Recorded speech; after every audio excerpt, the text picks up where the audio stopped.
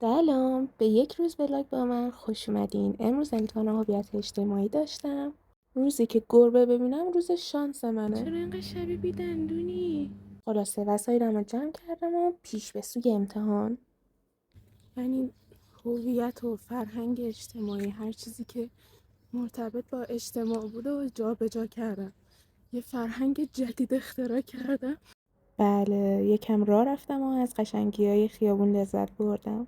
یعنی انقدر خستم و خوابم میاد. شب دیر خوابیدم.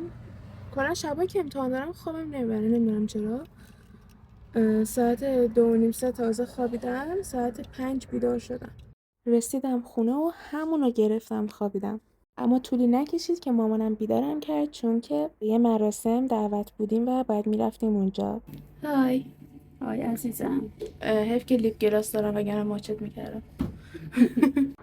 بچه این درخت انار داره میده، یعنی طبیعتا باید انار بده چون درخت اناره، ولی منظورم اینه که گلاش دارن تبدیل به میوه میشن.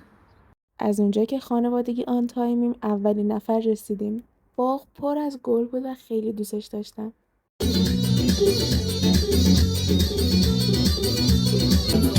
یالا دست دست دست سلامتی اون که من دوستش دارم بابا نمی‌جرم بمونه دم بزنم ولی ما یار برمونم دم بزنم ولی ما سلام که